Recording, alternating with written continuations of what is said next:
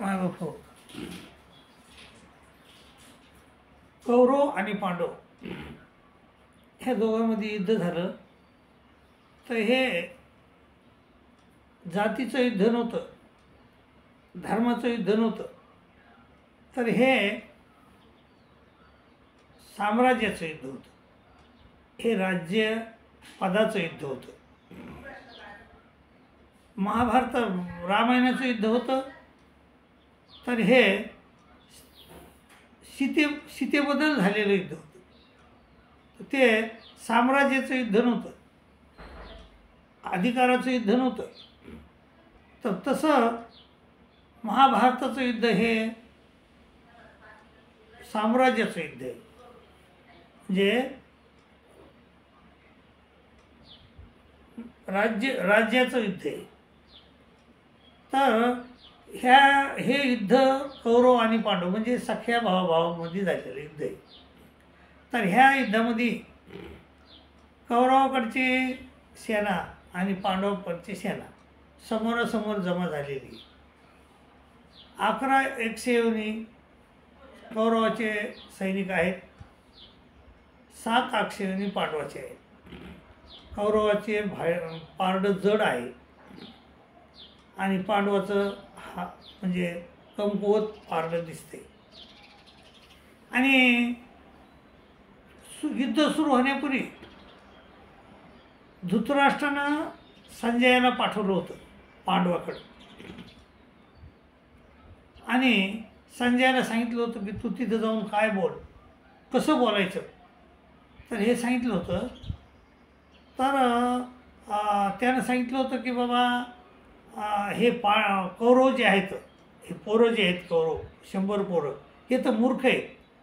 ह्या मूर्खाला मारून तुला काही पाप लागणार नाही, तुम्हाला पांडवायला पाप लागणार नाही. परंतु जर युद्ध केलं तर 18 अक्षयवनी लोक मारले जातील याच्यात आणि त्यांच्या स्त्रिया विधवा होत्या आणि त्यांचा आक्रोश हा बघणं, चांगल्या माणसाला सहन करणं हे शक्य होणार नाही.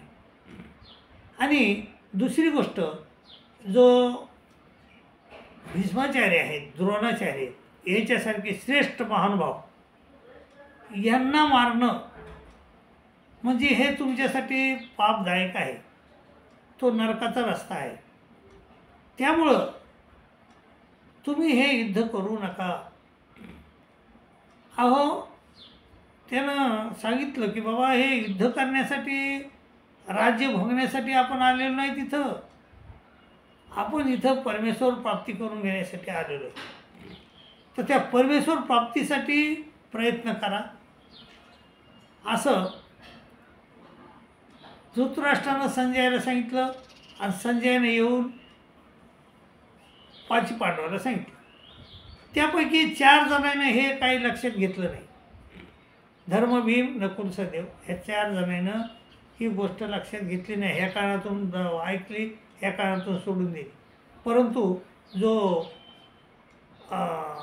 अर्जुन होता त्यानं ही गोष्ट ऐकली आणि ऐकल्यानंतर त्यानं लक्षात घेतलं की बाबा हे युद्ध करणं किती वाईट आहे आपल्यासाठी आणि वाईट आहे. आणि त्यामुळं तो युद्धभूमीवर आला असताना श्रीकृष्ण महाराजाला म्हणला की देवा, माझं जो रथ आहे तो दोन्ही सैन्याच्या मध्ये नेऊन उभा करा. शेन एवढो भयरमध्ये रथम स्थापय मेचुत याव देता निरीक्षहम योधुकामान अवस्थित आहे. कैर्मया सयुद्धयमस्मिन रण सौध्यमे योश्य मानान्वेक्षम येते तर समागता. मला माझ्यासंग कोण लढायला आलेला आहे हे मला बघू द्या. आता श्रीकृष्ण महाराजानं त्याचा रथ दोन्ही सैन्याच्या मध्ये नेऊन उभा केला आहे. अर्जुनानं पाहिला, कोणी उभं आचार्यान, मातुरान, भातरून, पुत्रान, पौत्रान, सखीन सता, सुसुरान, सुहृदयचेव शेन एवरो भैरवपी. त्यामध्ये सासऱ्याकडचे सगळे लोक आहेत, नातेवाईक आहेत आणि विशेष म्हणजे गुरु द्रोणाचार्य आहेत, भीष्माचार्य आहेत, द्रोणाचार्याचा मुलगा आहे अश्वत्थामा, आणि हे लोक, ह्या लोकावर मी आपल्याला बाण चालवावं लागणार आहेत. आणि श्रीकृष्ण महाराजाला मग अर्जुन म्हणला, तेव्हा कथम भीष्महं संख्ये द्रोणम च मधुसूदन इसुबी प्रतिवेशामी पूजाना वरिसूदन. देवा, याच्यावर मी कसे बाण मारू, याला मी बाण मारून कसं ठार करू. आणि गुरुन हात्वा हि महानुभावान श्रेयो भक्तुम भक्ष्यमपि हे लोके हत्वा कामास्तु गुरुन एव भुंजे भोगान रुधिर प्रतिग्धा. ते म्हणला, अशा गुरुला मारण्यापेक्षा, श्रेष्ठ लोकांना मारण्यापेक्षा भिक्षा मागून खाल्लेली बरी, असं अर्जुनाचं मत होतं. म्हणला तो श्रीकृष्ण महाराजाला, आणि तो म्हणला न यत शेती गोविंद मुक्त तस्लिम बघवा, आणि मी युद्ध करत नाही असं म्हणून तो गपचिप राहिला. तर तो उपस्थ उपाविषेत विष्णू यशस्वरम चापम शोक संविघ्न मानस. आणि मग नंतर श्रीकृष्ण महाराजानं त्याला जे ज्ञान सांगितलं, तर त्या ज्ञानाला गीता ज्ञान असे म्हणतात. तर ते गीता ज्ञान ज्यावेळेस गीता संत ज्ञानेश्वर महाराजाच्या हातात आली, तर ते म्हणले, हे शास्त्र जे आहे गीताशास्त्र, साचची बोलाचे नव्हे हे शास्त्र, लटकं नाही, साचची बोलाचे नव्हे हे शास्त्र, संसार जिनेते हे शस्त्र, संसाराला जिंकणारं हे शस्त्र आहे.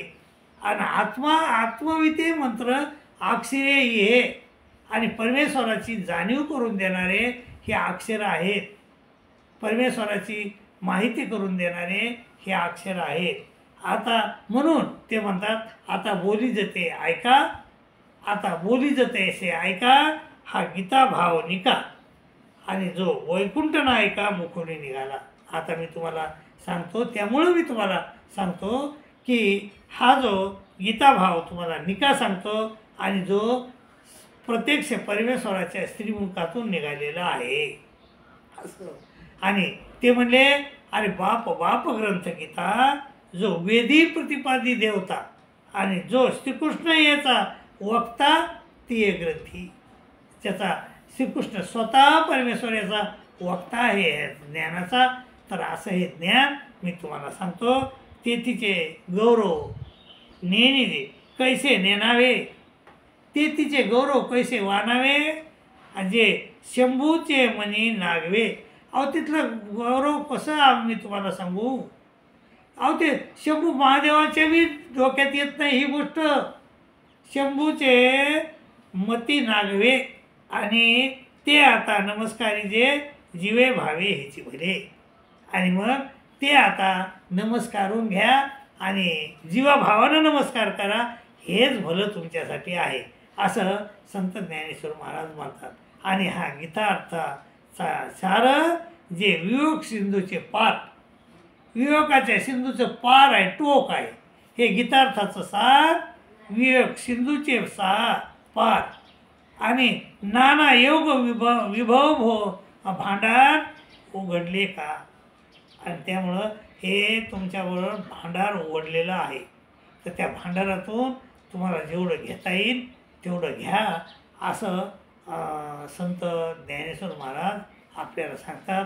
आणि म्हणून मायबापो, हा जो ग्रंथ आहे गीता, हा अत्यंत महत्त्वाचा ग्रंथ आहे. हा वेदार्थ सागर आहे. हा वेदार्थ सागरू तया निद्रिताचा गुरु प्रत्यक्ष परमेश्वरी अनुवादिला. ऐसे हे आगात जेथे वेळावती वेद, तेथे अल्पमीमती बंद काय होय. हे अपार कैसेने कवळावे, आणि महातेज कैसेने ढवळावे, आणि गगनमुशी सुवावे मशके केवी. असं संत ज्ञानेश्वर महाराज गीतेबद्दल बोलतात मायबापो. आणि संत नामदेव तर त्याच्या पलीकडे जाऊन म्हणतात, ते म्हणतात की हा गीता जो आहे ना, हा गीता गीता गीता त्रिवार बोलतात, फक्त तीनदा म्हणा, सकाळ दुपार संध्याकाळ. गीता गीता गीता त्रिवार बोलता, आणि पाप जाय ततोता मोक्ष जोडे. म्हणून हा पापनाशक ग्रंथ आहे मायबापो. हिंदू धर्माचा हा ग्रंथ आहे. आणि हा सकळ मानव जातीला सांगितलेलं हे ज्ञान आहे. म्हणून हे ज्ञान आपण हृदयस्थ केलं पाहिजे, आपण वाचलं पाहिजे, पठण केलं पाहिजे आणि आपल्या आचरणात आणलं पाहिजे. तर असं हे ज्ञान आहे, जे ज्ञान श्रीकृष्ण महाराजानं अर्जुनाला रणांगणावर सांगितलं. आणि सगळं ज्ञान सांगून झाल्यावर श्रीकृष्ण महाराज अर्जुनाला म्हणतात, अर्जुना इति ते ज्ञानमाख्यातं गुह्यात गुह्येतरं मया विमृशेत तशेषेन येथेच्छसे तथा. हे संपूर्ण ज्ञान तुला मी सांगितलं आहे अर्जुना, आता तुला जसं करायचं तसं कर. श्रीकृष्ण महाराज रागावलेले आहेत, अर्जुन घाबरलेला आहे आणि मग पुन्हा बोलावा हा प्रश्न आहे. मग शेवटी श्रीकृष्ण महाराजच पुढं बोलतात, पुढं होऊन बोलतात, म्हणणं अर्जुना ऐक कसं आणि सांगतात.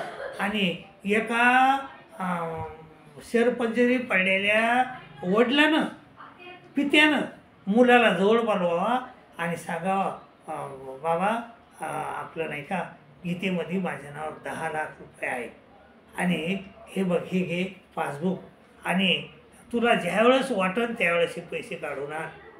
तर असं हे ज्ञान श्रीकृष्ण महाराजानं त्या जसं मुलाला सांगावं तसं श्रीकृष्ण महाराजांना अर्जुनाला जवळ बोललेलं आणि म्हणजे अर्जुना इकडे ये. आणि मग म्हणले अर्जुना तुला हे शास्त्र सांगितलं मी, तर तुझा मोह गेला का नाही, तुझा मोह नष्ट झाला का नाही. ते म्हणले हो. मग तो अर्जुन खुश झाला आणि म्हणला, देवा नष्टो मोह स्मृती लब्धा तत्प्रसादान मायाच्युत स्थितोस्मी गत्संदेह करिष्ये वचनम्. आणि मग श्रीकृष्ण महाराज काय म्हणले माय बाबू, त्याला काय सांगितलं ते म्हणलं, अर्जुना सर्व धर्मान एकच गोष्ट सांगितली. काय म्हणले, अर्जुना सर्व धर्मान परित्यज्य मामेकम शरणं व्रज. सर्व धर्माचा त्याग कर. त्यावेळेस कोणते धर्म नव्हते, तर इंद्रिय धर्म मनोधर्म जे आहे त्या सर्व धर्मान परित्यज्य मामेकम शरणं व्रज अहम त्वा सर्व पापेभ्यो मोक्षयिष्यामि मा शुचः. मी तुझे सर्व पापाला नष्ट करतो आणि तुला मोक्ष देतो. माय बाबो, हे गीताशास्त्र जे आहे हे आपल्याला मोक्ष देणारं शास्त्र आहे.